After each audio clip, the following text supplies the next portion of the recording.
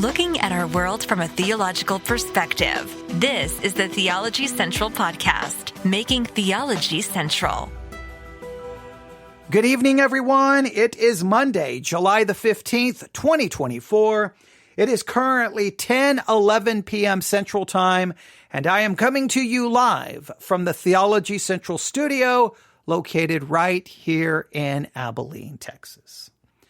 Now, from this studio, in this studio, I am continuing to monitor how the church at large in the United States of America, how Christian ministries, Christian podcasters, how churches are responding to the assassination attempt against Donald Trump, the shooting of Donald Trump. How are churches, how are Christians responding to this? What are they putting forth? And we've been monitoring the responses primarily that have been posted on the Sermons 2.0 app. Now, in the last live broadcast, I started off by saying, hey, they're slowly starting to come in. They're slowly starting to come in. And I kind of made it sound like there were more coming in. And then I went to check myself and there wasn't near. In fact, I had a hard time even finding the one that I had found. I couldn't find anything. But I did find another one this evening. And we're going to review the audio of that. Now, let me just try to explain why we are doing this. Why am I monitoring how Christians and churches are responding to the assassination attempt? Because it gives me an idea if the church in this present situation is going to respond to it from a more biblical and theological perspective, or are they going to respond to it from a more political perspective? All right? And not only that, if they respond to it from a theological perspective, is it going to make sense? Is it going to be biblical? Is it going to be logical? Is it going to be consistent? And we've already found some problems, all right? And the ones that we've monitored so far. So what I'm doing is I'm monitoring these responses first and foremost to determine how they are responding in the present. Just seeing if it's political or theological, and then trying to kind of look at their theological perspective, right? Another reason, I'll just go ahead and get this out of the way, and then we'll go back and look at some of the lessons we've already learned. The second reason is what I'm trying to determine is if I can kind of figure out how the church is thinking in this present situation, it may allow us to kind of get an idea how the church is going to continue to think and where it's moving forward over the next the rest of 2024 going into 2025. This just gives us a very direct, specific situation to look at, and we can kind of see how the church is thinking and then try to take from that where it is going. Now, what we have seen so far and all of the responses that we have been monitoring, or I have been monitoring, the first thing that we have seen is the very first response that I reviewed.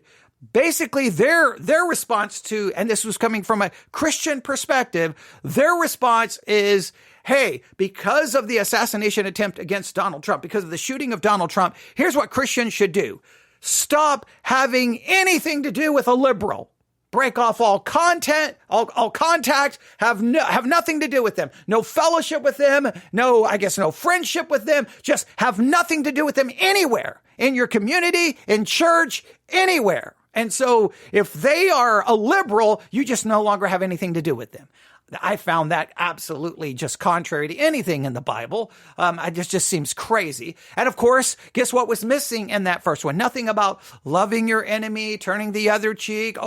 Do not be overcome with don't be overcome by evil, but overcome evil with good. I mean, I'm quoting literal scriptures here. Okay, nothing about that. If you see your enemy hungry, feed him. Thirsty, give him drink. None. There was none of that even mentioned. Nothing about our responsibility to be salt and light and going to those whom we may disagree with so that we can hopefully be examples of Christianity. No, it was just weird. Just cut off all contact with them. So that was kind of a bizarre response. And that was kind of right out of the gate. One of the first ones that I read. And it was just crazy. Now, the second one, and I told everyone to go subscribe to his broadcast on the Sermons 2.0 app. That's The Briefing by Dr. Albert Mohler. Now, he brought up looking at the shooting and the assassination attempt from the perspective of God's providence. or he didn't use the word decrees, but we could look at God's decrees and God's providence. And so I utilized the London Baptist Confession of Faith to look at the chapter. And I told everyone, I want you to be looking at those two sections in the London Baptist Confession of Faith all week. The chapter on God's decrees and the chapter on God's providence. I think it's chapter 3 and chapter 5. I could be wrong.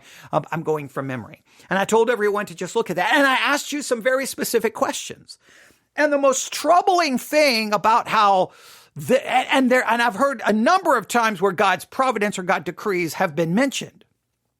And what's drove me crazy is, okay, Donald Trump's life was spared because of God's decrees, because of God's providence.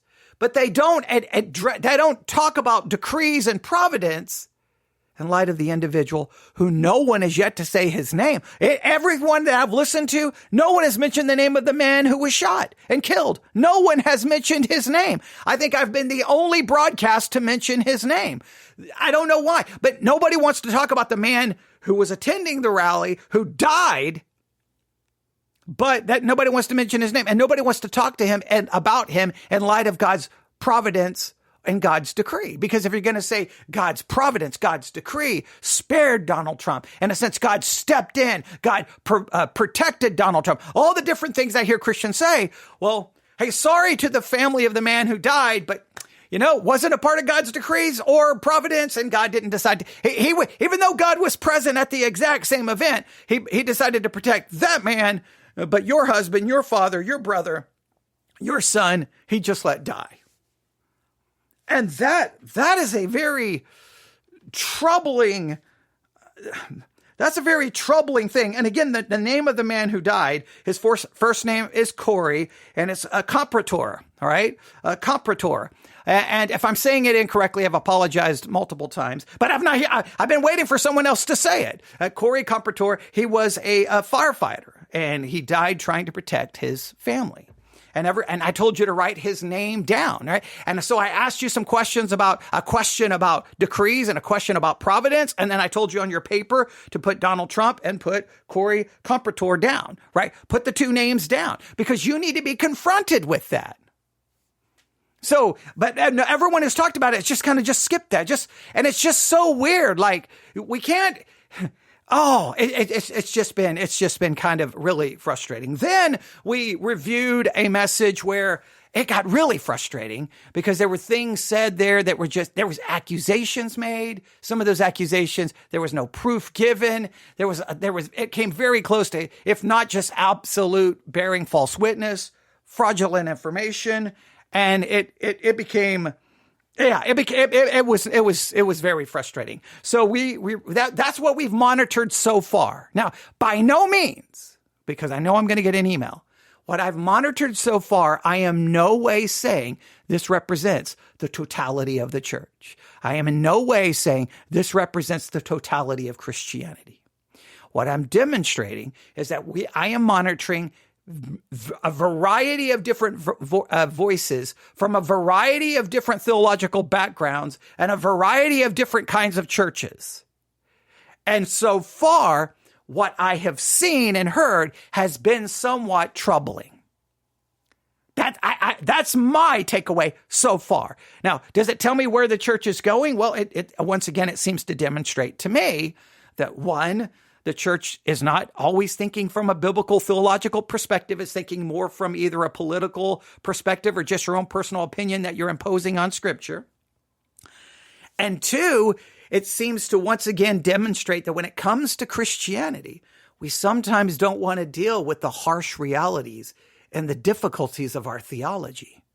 See, when someone's life is spared, when someone is saved, then we want to talk about God's decrees, his eternal decrees and his providence. But we don't want to apply that to when someone slowly dies of cancer, or a child is molested, or a woman is raped, or a man dies attending a political rally. We then kind of, we just kind of want to get God out of that. And that, because nobody in the church wants to be made uncomfortable. But I am trying to say, when we are confronted with the tragedy, pain, and horror of life, We've got to confront it, and we've got to deal with it head on, no matter how uncomfortable it makes us. But sometimes the church almost Disneyfies tragedy. We go to a Hallmark Channel version, trying to make it sound like everything's wonderful when it leaves us with some very difficult questions. Now, that's what we've monitored so far. That kind of gives us a summary. Now, I know my review here, my kind of introduction's already gone 10 minutes. The last one went way too long, so I'm trying to correct that. But I do want to get us all on the same page. So, what we have in front of us this evening is a message entitled July the 14th, 2024, Current Events, Gregory A. Miller. July the 14th, 2024, Current Events, Gregory A. Miller. I want you to look for it. If you want to look for the actual church on the Sermons 2.0 app, it is Bible Believers Fellowship. If I can get it to open here. There we go. Bible Believers Fellowship. Bible Believers Fellowship.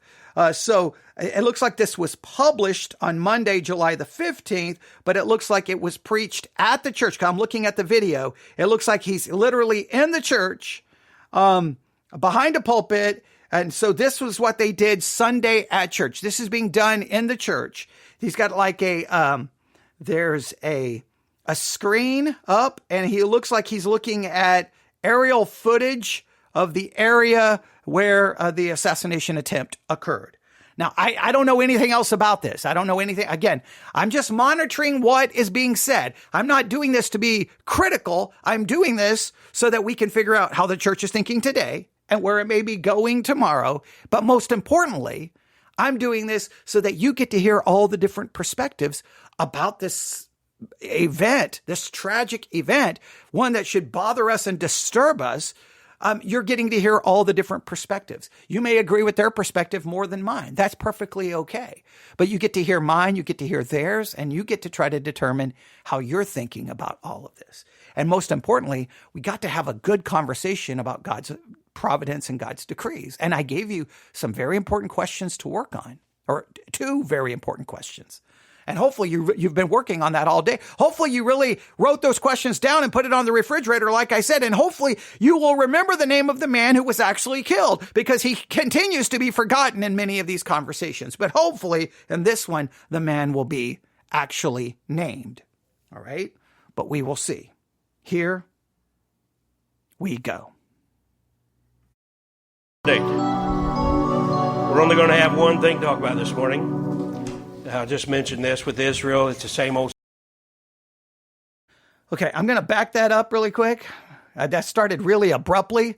I think at the beginning, there's like a couple of seconds of just like nothing. So this pause may seem extended, but I just want to make sure we have a clean coming in and we're not cutting anything off. Because whenever we do a review, I want the person to be heard fully. I don't want anyone to think I'm ripping anything out of context.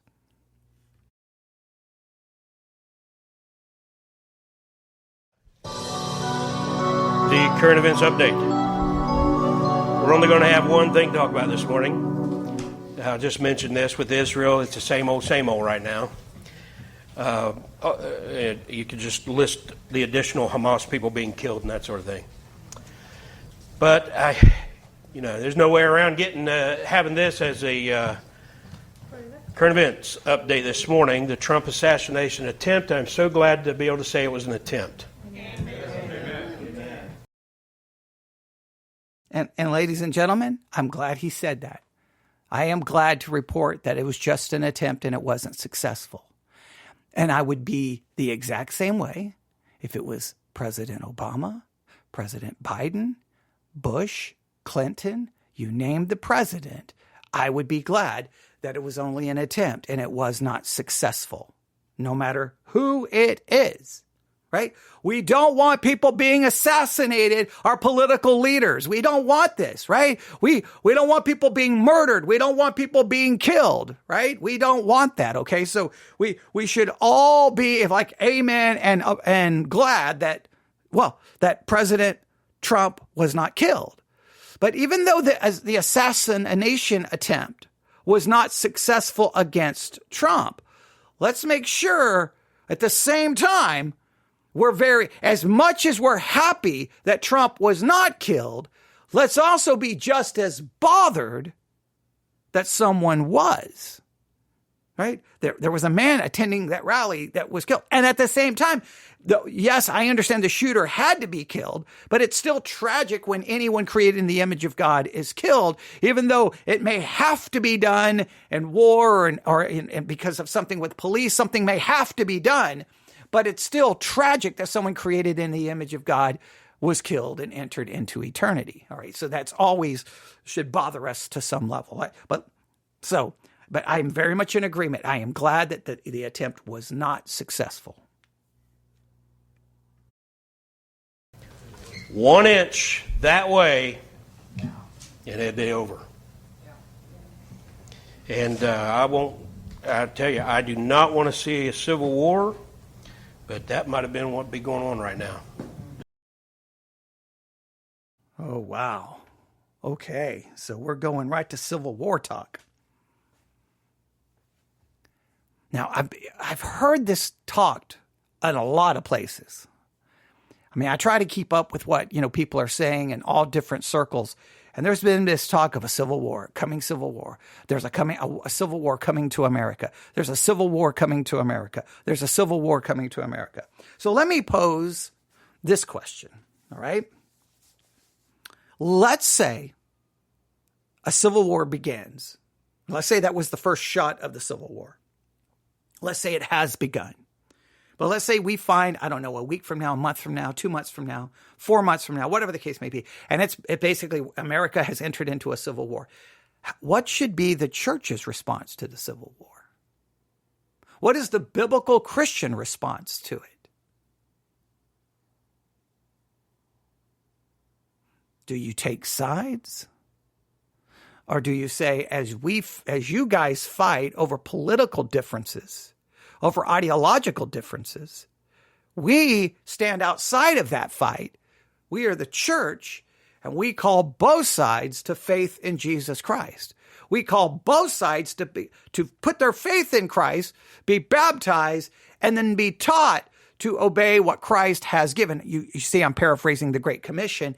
And then that is to love your enemy, turn the other cheek, resist not evil, do not be overcome by evil, but overcome evil with good. Okay, I'm quoting scripture.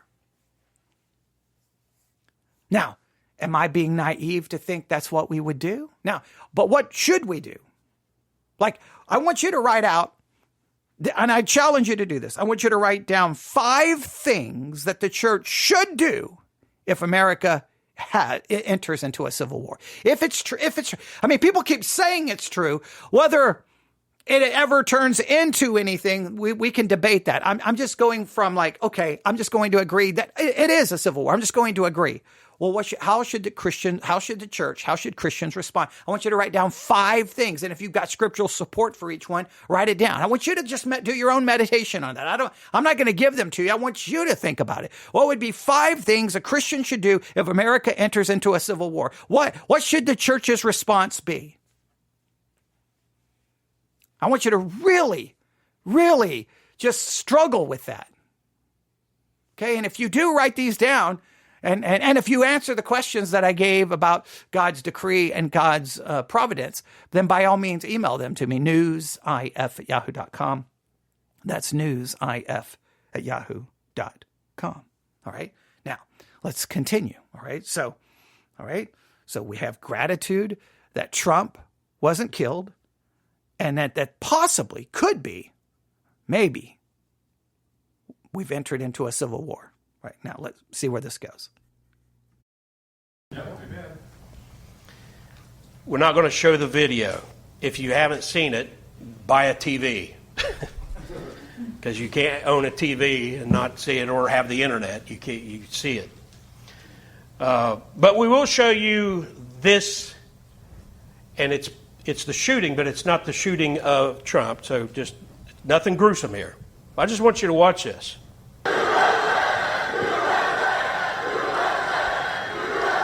Those are our men up there.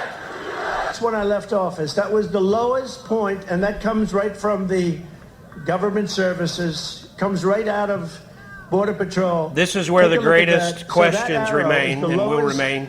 Amount of illegal They're looking right at the guy. Ever in recorded history into our country. And then the worst president in the history of our country. All right, so so this is remember what we're listening to, this was Church Sunday.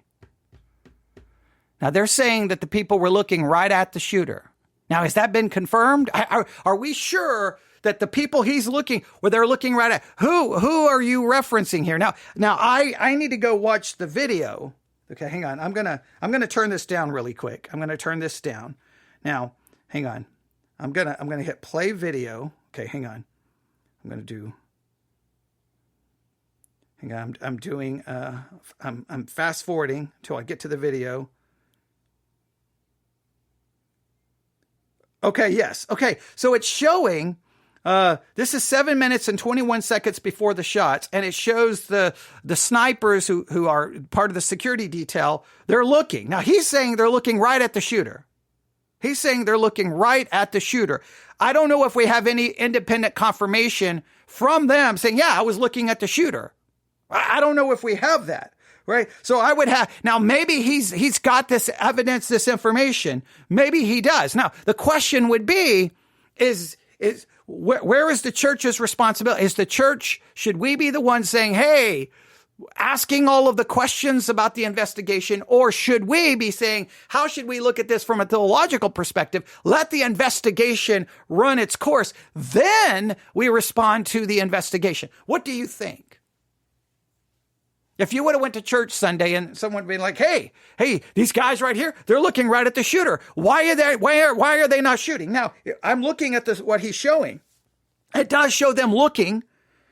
Now, maybe they're looking at the exact direction. And if it is, I'm assuming we don't need to ask that question. I'm assuming the investigators will ask that question, and someone may be held greatly responsible for what is going on here. I don't know. I don't know what they're looking. Now, maybe it's going to show more here. I'm going to go back and play. I'm looking at the video. And so if I need to, I'll fast forward and look at what he's showing on the screen. I didn't realize this is going to be video heavy, but okay, that's all right. So let's just see how you can draw your own conclusion on whether you think this is what should have been going on in church or how you think the church should respond. Everyone's going to have their strong opinions on this. What only thing I don't want the church to do, and I will stand my ground on this, is not speculate, not accuse, not give false information, not lie, and not bear false witness.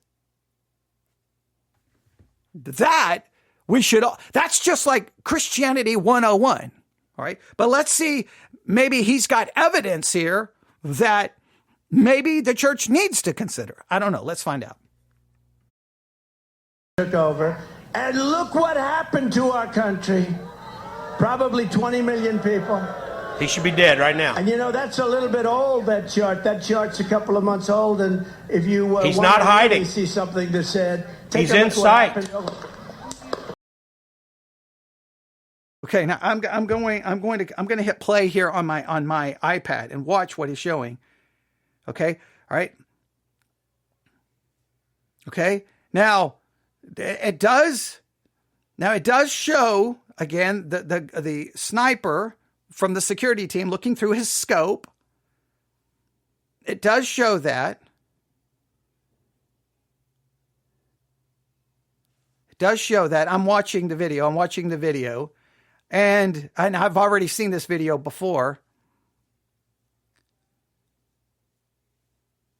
Which way does the bullet come from? All right, I'm trying to look where the snipers are located in relation to where Trump was standing and which direction the bullet came from. All right, so yeah, it's the video, and it does show that the sniper there. It looks like he pulls his rifle, the rifle back and repositions it, and points it to it. I don't know how far he turns it. So again, see, now we're going to get into all this speculating. See, so in other words, the video is showing doesn't show exactly what they're looking at.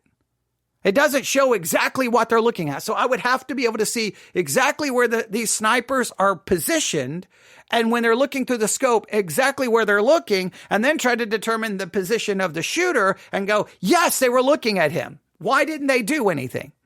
Now, if that is determined to be true, then okay. But again, is this what we should have been doing? Is throwing out the speculation? Some of you may think this is exactly what the church should be doing.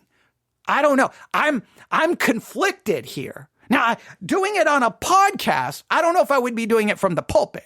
Maybe on a podcast, I may be doing it, right? Hey, everyone at church this morning, as soon as church is over, I'm going to be recording a podcast episode about the shooting. I've got some concerns. I think there's some things that we need to question, and I will be showing that on a podcast. I'll be going live at 2 p.m. or 3 p.m. I just don't think it's appropriate to do it necessarily in the church. Now, others may think it's perfectly appropriate to do it in the church. I don't know. I'm conflicted there. I'm conflicted. But let's listen to this. And then he gets shots off. Wow. Exactly. Now, please don't come up to me and act like you're a security expert and tell me otherwise. Yep. I've got some security experts in my back pocket. One of them is named Dan Bongino. Yes.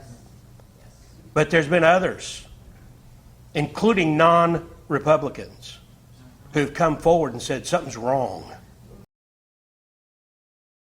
Oh, boy. Dan Bongino is a conservative talk show host. So he's pulling from, that's what he's pulling from.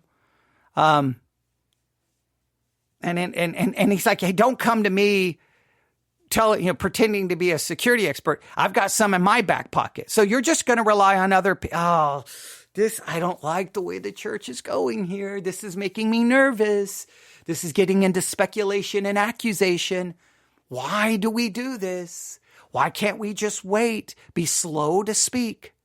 Be slow to speak. Let it play out. Let the other people raise it. If other people are already raising the question, then the people in the pew, they don't need more speculation and accusation. What they need is, how do we look at this from a theological perspective? And then how does our theology raise some very uncomfortable questions? All right, but let's see where this goes. This is interesting. This one has been the most interesting of all the ones we've looked at. All right. So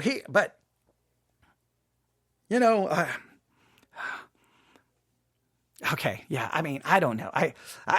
We could get into, I don't like when a pastor says, well, I don't know. I understand what he's saying. Hey, don't come up here telling me what you think. No, basically though, he's kind of saying, don't give me your opinion.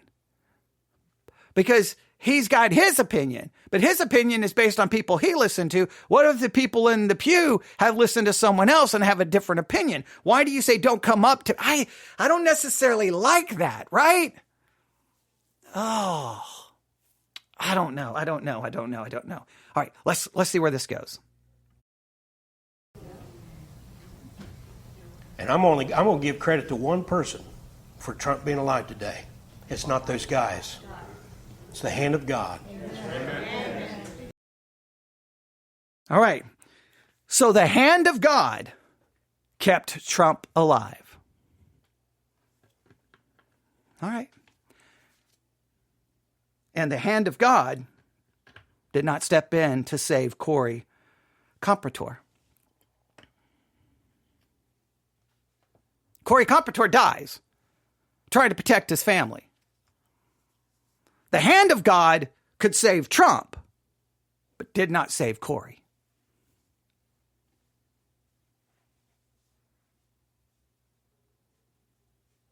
Now, that's something you just have to do. Now, I know Christians always get defensive and go, well, God can save who he wants to save. Well, yeah, you can talk a big game when it's not your father or brother or husband or son. Now, maybe he's going to mention Corey. Maybe Corey's going to get mentioned. So far, and none of the responses has Corey even his name's not even stated. And I'm the only one saying his name, and I'm probably saying his last name incorrect.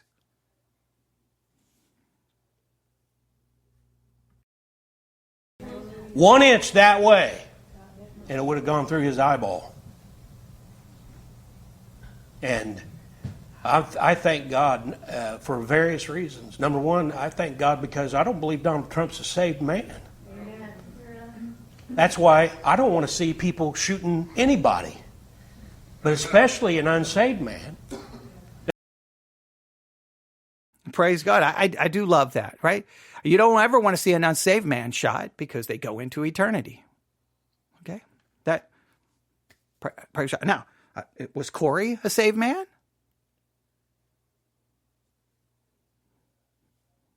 But, so, all right, I do like that. I do like that. I think this is genuine emotion, and I like that. And so this is kind of a powerful trying to approach it.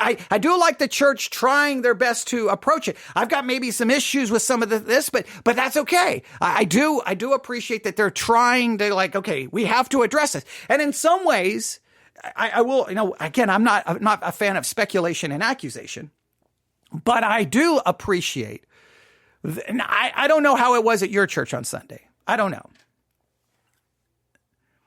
Typically, I am kind of the mindset that if everyone's showing up at church and that's all anyone is thinking about, then it's best just to lean into that and then approach it and talk about it from a biblical and theological perspective. I chose not to do that Sunday. I chose, let's just stick with Psalm 83. All right, that's what I chose to do. I did bring up the situation, but I kind of chose.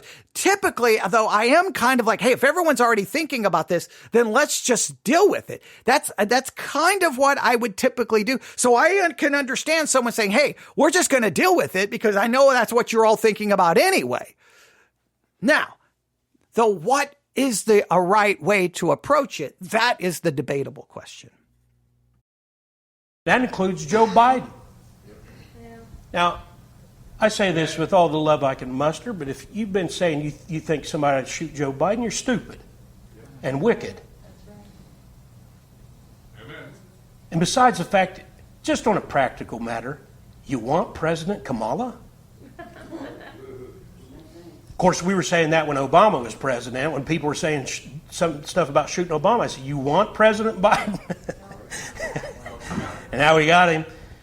But now, let me tell you something. You want to see the hand of God not only in what happened and it being a almost miss, but do you realize the Founding Fathers actually set things up to incentivize assassination?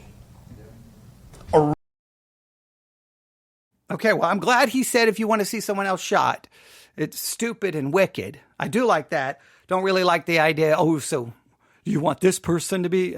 Okay, all right, yeah. It's still very political. And so the Founding Fathers set it up to incentivize assassination. See, now this is getting, oh man. Sometimes what's going on in churches, sometimes it's just, look, I don't know about you.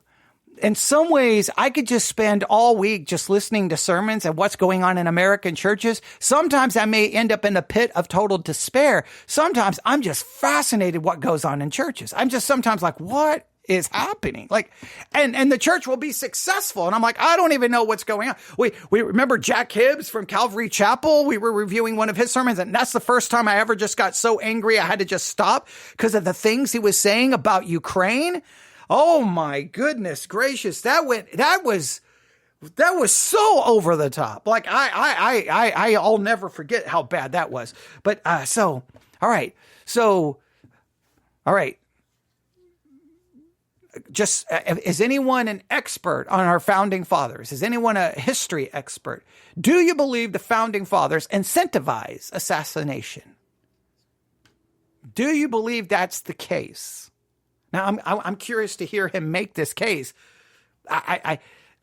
Now, he didn't want anyone to come up to him pretending to be security experts. I guess if anybody was, in the military and was security forces, I don't know if they would be allowed. Hey, I was security forces I don't care. I got some conservatives and other people. I'm not going to name the other people who, okay, all right. So if that's the way we're going to go, can someone come up to you and maybe call into question your belief that the Founding Fathers incentivize assassination? Maybe that's true. But let's see how he explains it. Originally, you could have your political opponent as your vice president, which would incentivize someone to knock off the president. By the hand of God, after some years, it was changed. Things changed, and the vice president was handpicked by the president so that if someone knocked him off, then his handpicked man became president. Now, that hasn't meant that they'd get someone exactly the same, and most of the time it hadn't been. That sometimes you pick a guy who's not on the other team, but he's kind of on the other team within the party. So like when John F. Kennedy got shot, we didn't get another John F. Kennedy.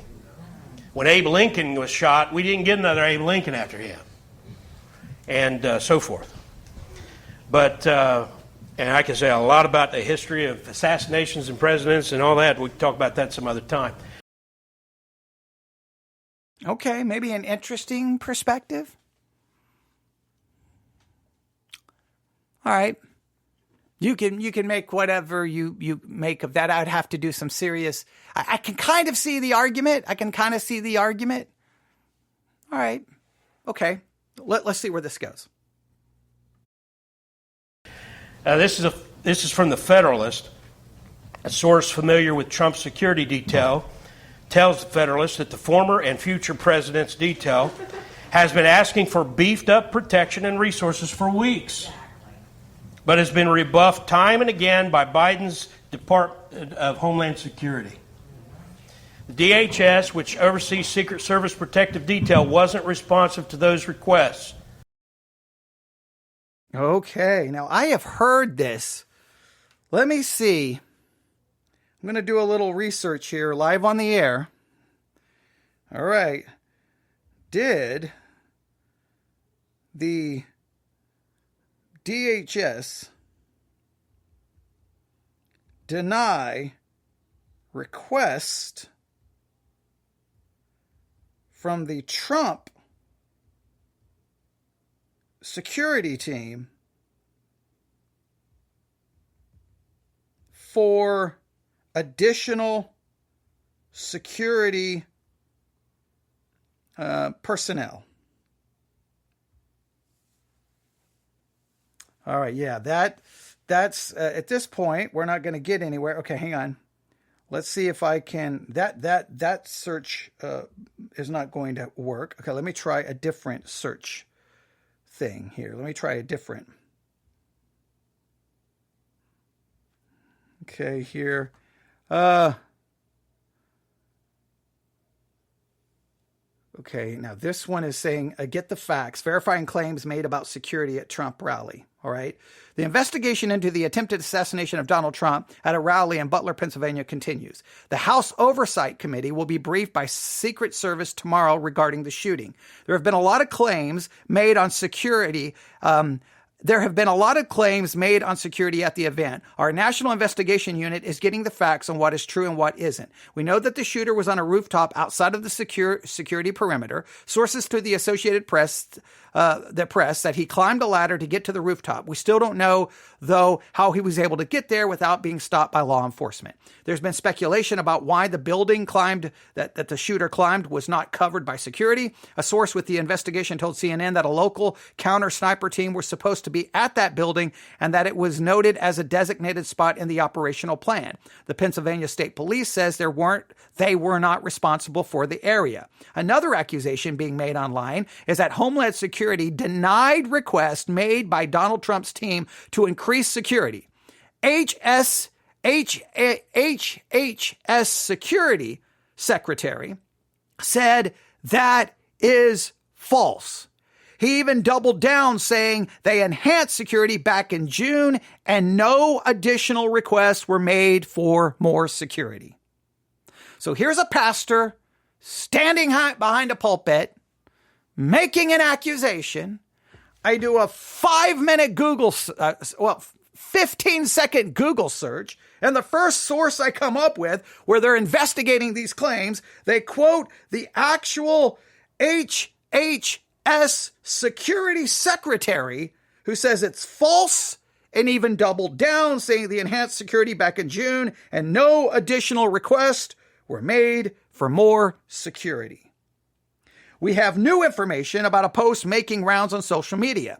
The poster claims to be from the sniper in the photo. It says his name is Jonathan Willis and that he had crooks in his sight for at least 3 minutes, but security service refused to give him order to take out the shooter.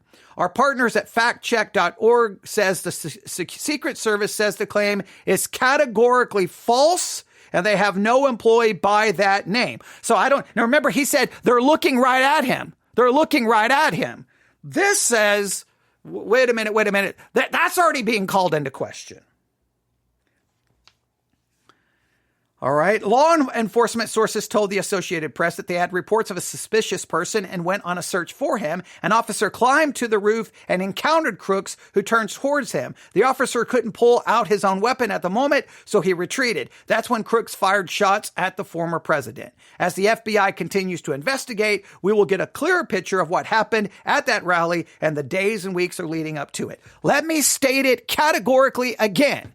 No way should a pastor stand behind the pulpit talking about current events and either throwing out wild speculation, making accusations that turn out not to be accurate or just false. He made it sound like that the Biden administration somehow denied enhanced security. That is a massive accusation. If it turns out to be true, then obviously there needs to be accountability. If it turns out not to be true, every pastor and Christian claiming that will need to apologize. All right, I'm going to back that up one more time.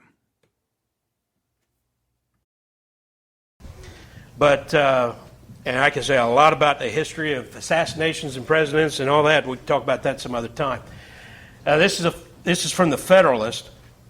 A source familiar with Trump's security detail tells the Federalist that the former and future president's detail has been asking for beefed up protection and resources for weeks, but has been They've been asking for beefed up resources for weeks, and you hear the woman in the congregation? Exactly. Now, if his information is true, then her exactly is well warranted. If his information is fraudulent, like I've already got information here calling that completely into question, then ladies and gentlemen, he just led his person in the church to believe something that's completely fraudulent. Rebuffed time and again by Biden's Department of Homeland Security. The DHS, which oversees Secret Service protective detail, wasn't responsive to those requests for more resources. And the question is, was Biden's regime behind the attack, or did it deliberately do everything it could to allow it to happen? Oh, wow. Was the Biden administration behind the attack, or did everything in their power to allow it? That is an absolute direct accusation. And if it's not true, you're literally bearing false witness. And this is happening inside a church. Now, this is what blows my mind about Christianity. Right? If that man is caught in any kind of sin, it'll be the end. But you can get up there and do this and nothing. You can just continue on in your ministry and be powerful and successful.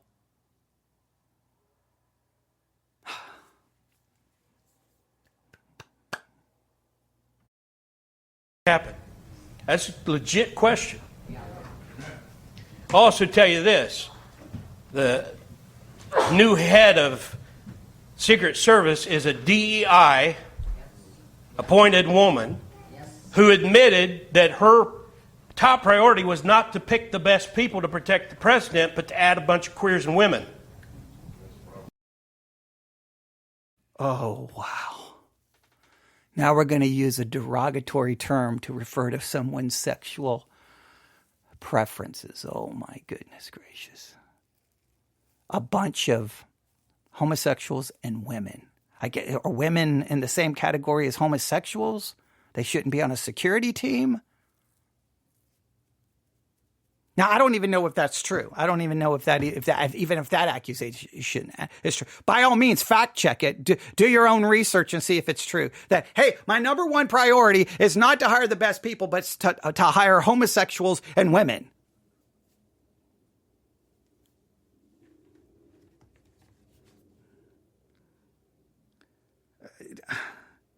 Oh, man.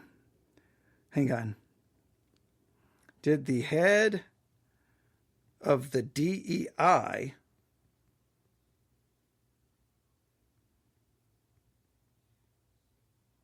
I'm going to do some, oh man.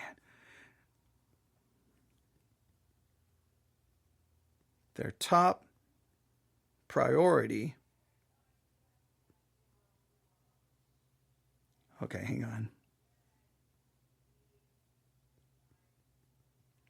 Wasn't security, but to hire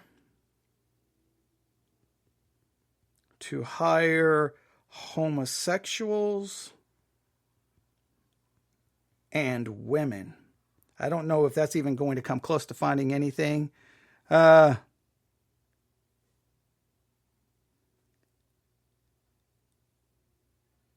Yeah, I'm not finding. Yeah. Okay, I'm going to go. Is he saying DEI as far as like diversity type? Is he saying like, okay, that the woman who's in charge is a DEI hire, like a diversity hire? Let me back that up a little bit. That's a crazy accusation here. Let's see if we can find out exactly what this accusation is. Behind the attack, or did it deliberately do everything it could to allow it to happen? That's a legit question. I'll also tell you this. The new head of Secret Service is a... Okay, the new head of Secret Service is a DI hire. Okay, that is what I'm saying. Okay, so did the head of the Secret Service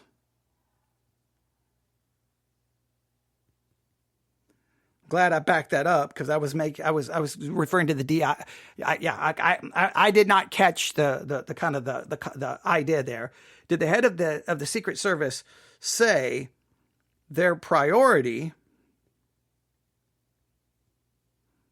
isn't security,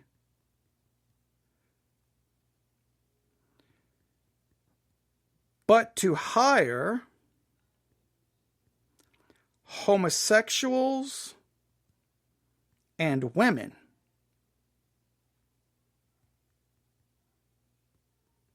Man, this is crazy. Okay, I'm not seeing here. Let's see here. That's not. Biden calls for an independent investigation into the Secret Service. Fail. Okay, so there is an acknowledgement that they failed. I think we can all agree there. Yeah, so I don't even know if I can find that. I mean, that's just a direct accusation. Now, again, what should they do? If you want to make this accusation, what should be cited, class? Come on, everyone tell me what should be cited. A primary source, not a secondary source, a primary source so that I can go look. Now, maybe it's on the video. Maybe it's on the video. Maybe that's what I'm missing here because the video is doing like a slide here, like a PowerPoint presentation. So let me see here. If I can. I'm just going to go fast forward really quick. All right, here we go.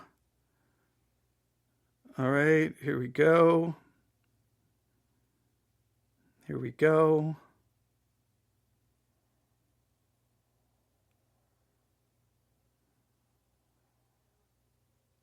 Okay, here we go.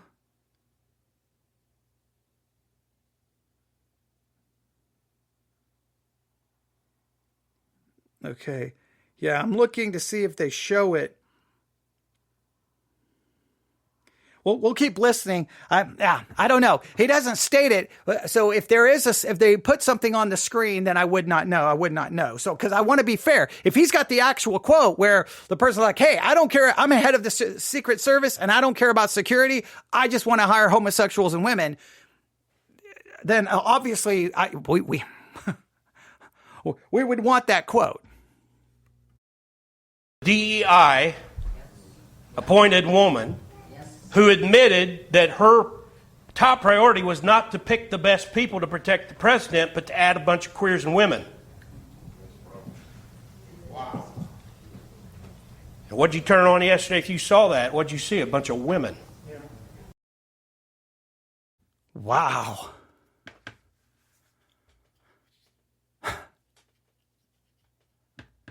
Now you hear someone say, wow. They're saying wow because like, I can't believe this is true. He's saying, when you turn on the TV, you say, what did you see? A bunch of women. Well, I don't know, sir. I served in the United States military and I worked with women. Oh, my partner on security forces who was in our mobile unit where we drove around different locations to ensure that things were secure. We're kind of like the mobile unit, either on the flight line or wherever we were located. Was a woman. Oh, and when I was put on a security detail to protect a hospital during Desert Storm, the person with me carrying an M16 was a woman. Oh, but I guess, women can't do the job, right? Is that the implication here? Women shouldn't be on a security detail. I guess women shouldn't be in the military. Is that they're not capable? Is that the case?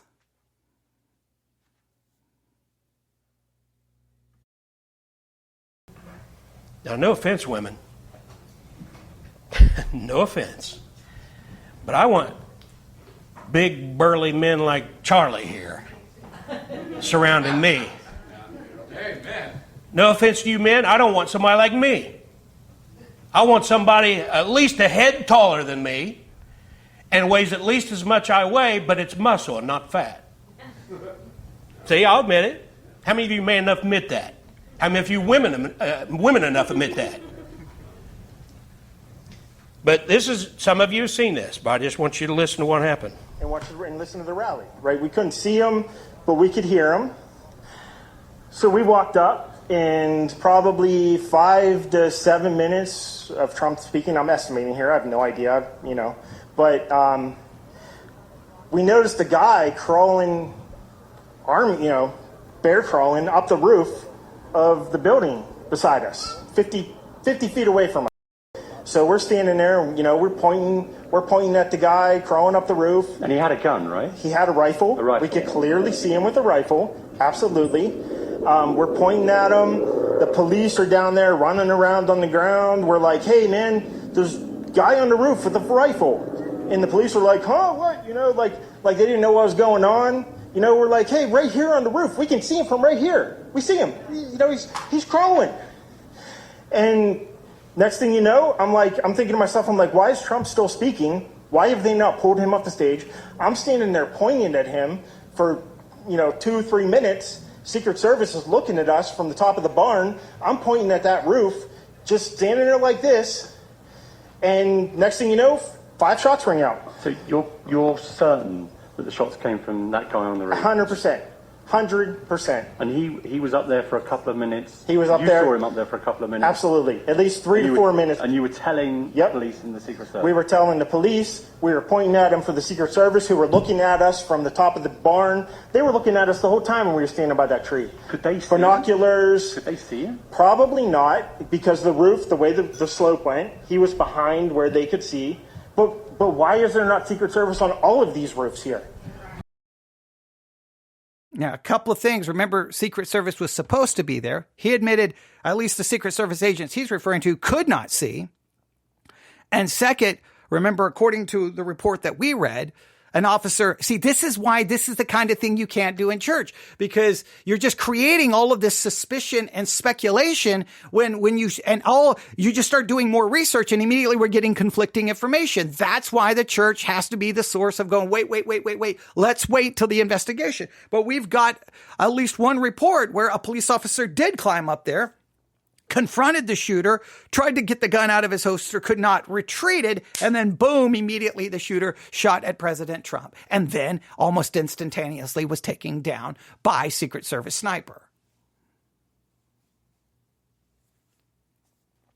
So, now obviously something went wrong, but just remember, because something goes wrong, because there's failure, doesn't then rise to, it was a conspiracy, and then he made the at least assumption, was the Biden administration behind this, or did they allow it?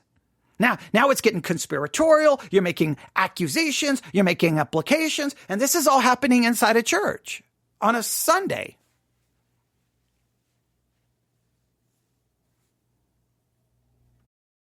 I mean, this is not a big place. Did you see, obviously everyone, when the shooting started, everyone was very panicked. Did you see what happened to him at all? Oh, yeah, they blew his head off. Okay, sorry. Secret Service blew his head off. Okay, just be careful, because we don't quite know who's watching, but you're pretty sure they shot the guy? Absolutely, 100%. Okay. Yep. You saw that happen? Yep. Okay. Yep. And did you see them go up to him afterwards, or? They crawled up on the roof. They had their guns pointed at him, make sure he was dead. He was dead, and that was it. It was over. There's no way. Anytime that is happening, whoever it is on the stage is down. Exactly. He would have been surrounded the way they surrounded him after the shots fired, before the shots fired, and got him off stage. Do you hear the people in the church? Exactly. Like everyone's buying into, see something, there was something sinister. There was something going on, right? Not just failure, not just that human beings mess up, that security things break down. Now, there's no excuse for it, and people need to be held responsible, but it doesn't necessarily mean it's some nefarious plot. Now, if you can prove that it's a nefarious plot, then by all means, let's expose it, let's get the people responsible, and let's hold trial, justice being done. I'm all for that. I'm all for investigating. I'm all for the questions being asked in the appropriate place. But is this what the church should be engaged in? Is this what the church is supposed to be doing? That's the question. That's why we're monitoring this, to see how the church is going to respond. What is the theological perspective? What is the biblical perspective? Again, I think just Christianity 101 is that as Christians, we do not throw out wild speculation, accusation. We do not bear false witness. We do not share any false information or lies.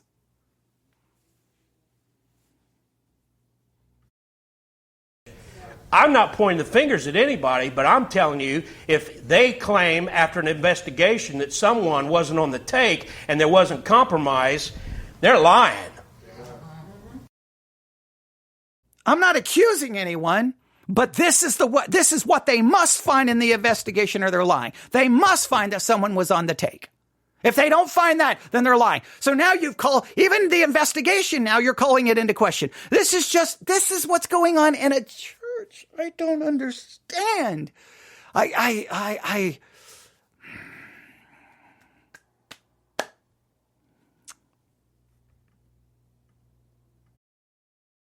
This is not possible without compromised security. Now, I got a brain enough, I got eyeballs, I can see it for myself, but I'm telling you that security experts are saying the same thing already. Here's another one. As Trump started, I noticed 2 officers that were looking for. Please note, video of average people saying certain things. He keeps saying security experts are saying these things. We'll play the video of the security experts. Identify the security experts and give their credentials. Who are the security experts? What are their credentials? And what are they basing their conclusion on? Personal experience? Now, a security expert could say, this is how it should have went down. This is how it went down, and something is wrong. a security expert cannot just then determine someone is on the take. There was a nefarious plot. You can't draw that. You can draw the conclusion based on, this is how you set up a perimeter. The perimeter should extend this far. This is what you should do. When I was security forces, sometimes when we were being tested or there would be an exercise, we'd be challenged. Okay, this is what happened. Okay, we're going to set up a perimeter. Now they will give you a map of the location. Okay, where do you set up your perimeter? Where are you going to set? Where are you going to set up this? Where's going to be this? Where's going to be are you going to control entry into the area? Who are you? And you have to then map it all out, telling them, okay, in this situation, this is what you would do. This is what you would do. This is what you would do. This is where you would sit. And those are things you have to do in security forces. So now someone with that background, and by no means, even though I was security forces, I wasn't there.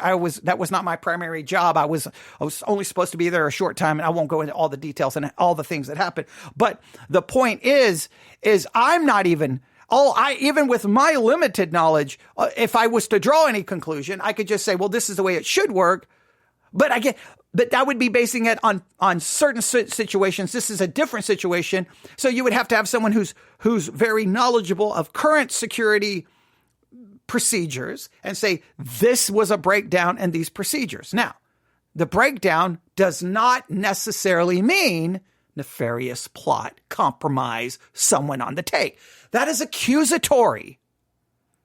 That is making it, and then saying if the investigations don't say that, they're lying. This is just filled with accusation, possibly bearing false witness, suspicion. This is what the church cannot do. This is what I did not want to happen. Something or somebody. I was looking around myself and seen a guy on top of one of the buildings go in between one building to the next, and went and told the officer that he was up there. And when I went back to my spot, I heard that people could still see the person from where they were standing. So I checked that out. And I went back to tell the officer that if he came over there, he could see them. And when I turned my back is when the shots started, and then it took me a second or two to figure out exactly what it was, and then it was just getting out of there and helping some other person out with her child, and we got out, and that was the end of that, and I went and left, and that was all. So the viewers have some perspective. Behind us, okay, is the American Glass Research Company, okay? Can you kind of describe the building behind us, the tan building right there? Can you take a look at it? And then where was the shooter exactly? There's more buildings behind the tan building that we can see, and we were back there, and there's two or three buildings behind that, and he was on both of them. I assume both of them when he went on that small section from one to the other, and that was where I last saw him, was the end of his day. So this man was able to basically climb to the next building, and you told law enforcement, hey, there's a guy over there. Correct. I don't know how he got up there. I don't know any of that, but I definitely saw him up there, and officer, and that was all I know. It's just impossible. Now, again, I'm all for the questions as far as these things need to be investigated. But again, what information is he not saying? The information that I found, where an officer supposedly did crawl up there, did confront the guy, could not get his gun out of the holster, retreated, and then immediately fired. Now, I don't know if that information is accurate. But see, immediately we've got conflicting information. See, this is then where the church starts navigating, or starts trafficking, I should say, in suspicion and speculation. I just don't know if that's the church's job when confronting what's happening in the culture. We should look at it from a more biblical, theological perspective. That's all I'm saying. Now, there may be a place to talk about these things, right? There may be a place. I don't know if this is what I would be doing from the pulpit, maybe in a podcast, maybe. Maybe this would be good stuff to talk about. But if you're going to even do it in a podcast, if it's going to be a Christian podcast doing so, then what you have to do is ensure that every detail, every accusation, every question is based on fact. You have all the facts. There's no defamation. There's no bearing false witness. There's no false accusation. There's no wild speculation. Now, if you're not a Christian, go to town, lie, speculate, make things, just do it. Have a good day. All right. But for the Christians, we're supposed to speak truth. We're supposed to put away lying. We're not supposed to bear false witness. We are not to be gossiping and slandering and wild accusations. We are to be factual and careful and be as wise as a serpent and harmless as a dove, etc., etc., etc., etc., etc. You know all of the scriptures. This is exactly what I did not want to happen. This is why I'm spending all of this time monitoring all of these responses. Now, once again, we're over an hour. All of these are going over an hour, and this is not what I necessarily want to be spending all of my time on. But at the same time, and I'm sorry, I have a bottle cap here from my water bottle, and I keep messing with it, so I apologize. I know that's not very professional. I'll throw that to the side. But I'm getting kind of just like, I'm getting very animated. On one hand, I understand what he's trying to do. Like I'm trying not to be negative, but at the same time, I'm conflicted. I do appreciate that, hey, everyone's going to show up to church. This is what everyone's thinking about. So let's discuss it. Okay, I understand that. The question is, there are things that should govern the way we respond to it and how we address it from a Christian perspective. Now, of course, I make mistakes. Everyone makes mistakes. We're all sinners. We all mess up.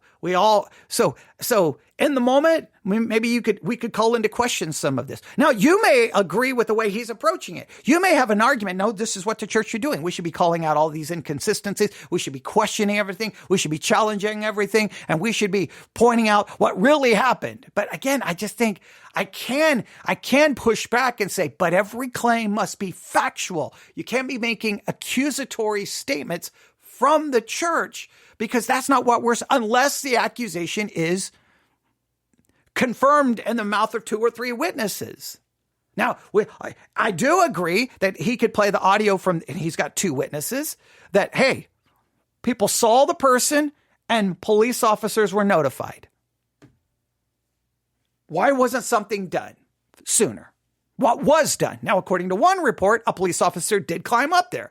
Obviously, how long was he notified? Why didn't he immediately, instead of going up there to confront the person, why didn't they immediately notify Secret Service? Because if you have different agencies, just so that if you know this, if you have, say, police or local police or sheriff or Secret Service, are they utilizing the same frequency? Are they using different frequencies? Does each agency have access to the other frequency so they can immediately call the other frequency and say, hey, and whatever, how they're going to use their call signs. Okay. Hey, we've got, whatever the language they're using, whatever the codes they're using. I'm not going to start, any speculation, but whatever their call sign is, they call, hey, I've got a possible hostile. I got a possible suspect, take the president down, get him off stage immediately until we can verify. Now, we can ask those questions and speculate, but again, we got to be very careful to ensure that all the information is accurate. And in some cases, we won't know until an investigation is done. And then there should be someone's going to have to answer some very unpleasant questions. I'm all for that. So I think you could say, hey, there's a lot of things about this that make no sense, and you probably have a lot of questions this morning. But as Christians, here's what we need to do. We cannot slide into wild speculation, making accusatory comments, because we want to traffic in truth, accuracy, and we don't want to bear false witness, and we do not want to be gossiping and slandering, lying in any way, shape, or form. That's what you could then call your people to do from a biblical perspective, and you could read those scriptures about speak the truth with your neighbor, put away lying, bear not false witness. I could go on and on and on and on and on about all the scriptures that would guide. That would be a good scriptural approach. Hey, there's going to be all kinds of misinformation. There's going to be all kinds of false information. There's going to be wild speculation. Hey, Hey, children of God, don't go there. Don't go. Step back. Try to bring peace to the situation. Try to bring calm. Try to tell anyone you have influence on, put away the wild speculation. Let's wait and let's see. If these questions are not asked, then it'll be appropriate for us to raise them. But the questions are already out there. So let's see how this plays out before we jump in to the wild speculation. There's a story, it's a true story. This guy, he wanted to see Bill Clinton. This back in the 90s. He wanted to see Bill Clinton, and he couldn't see him, so he decided he'd get something to look through, and he would climb up the telephone pole. So he pulls his rifle with the scope so he can see Bill Clinton. He's not going to shoot him. He had no intention. It was unloaded, they later found. He didn't have enough sense to know that someone up on a telephone pole with a rifle looking through the scope isn't going to send off red flag. But I'll guarantee you one thing, Billy wasn't on the stage after they saw him. So, shooter was about 150 yards from Trump on a rooftop with a direct line of sight to the stage. This is John Cardillo. It defies every security protocol ever written that this rooftop was not secured. And according to one report, it was supposed to be. According to the one report, that someone seemed to acknowledge that. Now, why wasn't it? Someone's going to have to answer that question. I do agree it seems to defy most security protocols that I'm aware of, but I am by no means an expert, not going to pretend to be an expert in any way, shape, or form. I would think you would have the parameter pushed further back, right? You would think, right? And you would think also, this is me speculating. See, this is what you get into, is you would think that there would have been drones over the area because those are relatively inexpensive, and someone would be monitoring the drone feed and be like, hey guys, at 6 o'clock or 3 o'clock, or we got someone moving, they're armed. Okay. Hey, security, take the president down, remove him, because a drone would have seen it instantaneously. So why weren't they using drones? I don't know. Again, do they ever use drones? Maybe they never. I know they use drones in professional wrestling for camera angles. They use drones for that. So you'll get some crazy camera angles. Well, it's a drone flying around inside the arena, or if it's a stadium show. So if they can use it for good camera angles for professional wrestling, you think they could use them for, I don't know, a security detail. That would be the easiest. You get an aerial footage, someone monitoring the live feed from the camera, and like, hey, we got a problem here. There's someone with a gun walking up towards the area. They're outside the perimeter, but they're climbing up. Hey, guys, we got a problem. Now, again, I don't know why they don't. But see, that's just me speculating. I can't make but listen, because I have that question and because I speculate doesn't then allow me to infer, accuse, make any accusatory type comment or even accusatory speculation. I can just say it doesn't make any sense to me. But I'm not going to accuse that. That doesn't necessarily mean that there's a plot or something nefarious or someone's on the take or the Biden administration had it. I'm not. That is going then. See, you see where this is trying to find that balance. Law enforcement personnel were not standing up there, and that's a fact. One fella, Jack Posobiec, said he was a sniper with a full rifle kit allowed to bear crawl onto the closest roof to a presidential nominee. A sniper rifle kit? Now, my understanding is the shooter had an AR-15 or an AR-15 type rifle, which is not a sniper rifle. So I don't know. Did he crawl up there with a sniper rifle kit? Did he have a full kit? Maybe he did. I don't know. I don't know where that information comes from. The initial. See, we'd have to start fact checking all of this. That is just where you don't want to get. Elon Musk says extreme incompetence or it was deliberate. I cannot buy incompetence. So we're going to quote Elon Musk, who's just wildly speculating.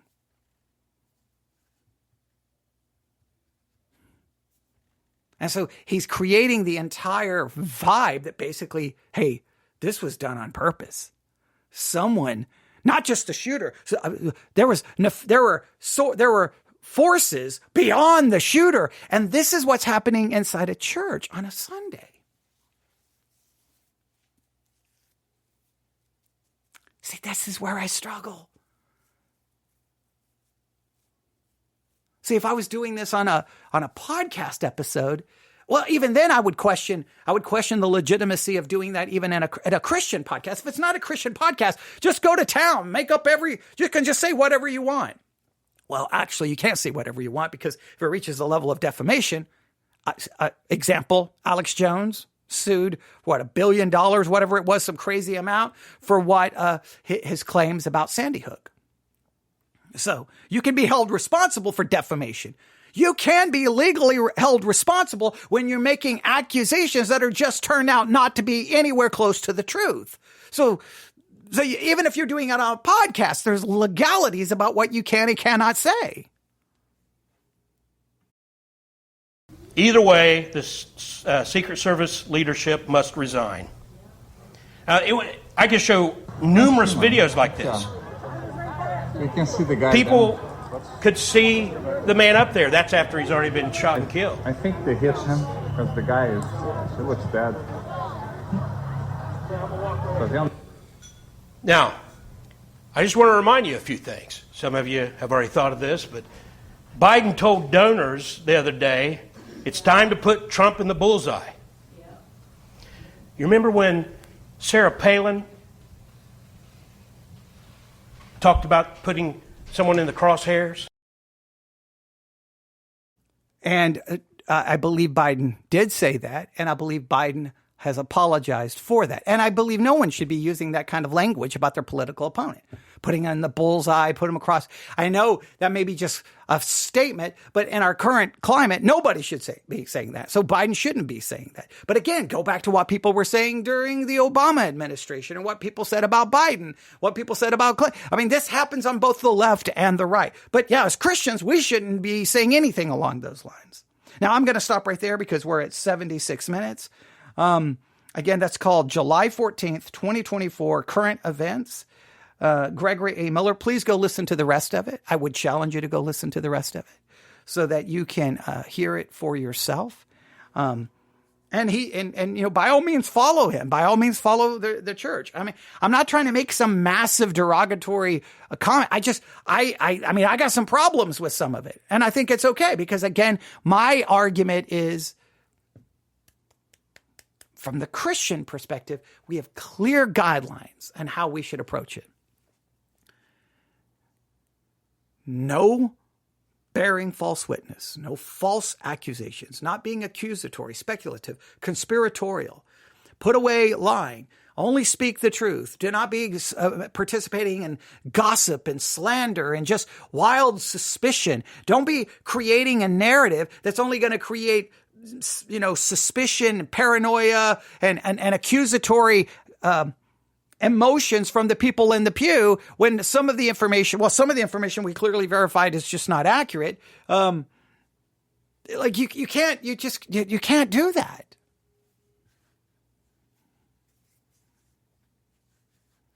Now, my feelings is that we're going to get more and more of these kinds of responses from Christians and churches over the next couple of days, going all the way up, I believe, into next Sunday. I could be wrong, but that's what I feel.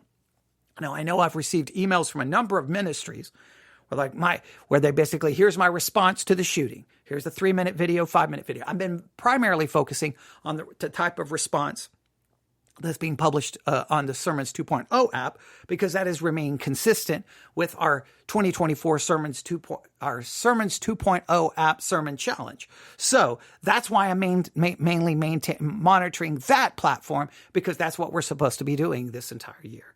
So I don't know what you've heard. I don't know what your thoughts are on all of this, but please note, at least up to this point, the name of the individual who died? Never mentioned. Never mentioned his name. Not only that, there's been no theological. He mentioned the hand of God, but I mean, there's been no biblical or theological approach to any of this. Now, I'm cutting it off. So you have to go listen to the rest to see he may end it that way. And it would be, maybe that may be fascinating. And maybe if he does get to some biblical theological perspectives, maybe we will review that at a later time. But there you have it. That's what's going on inside the church and churches. Now, again, I'm not extrapolating that response and blaming all churches or painting them all with the same brush. I'm not doing that. Every church is going to respond to this in a variety of ways. Keep up with how it's going. You'll see how churches are thinking in the present, and it may see where the church is headed in the future. All right. Thanks for listening. You can email me at newsif@yahoo.com. That's newsif@yahoo.com. Thanks for listening. Everyone have a great night. God bless.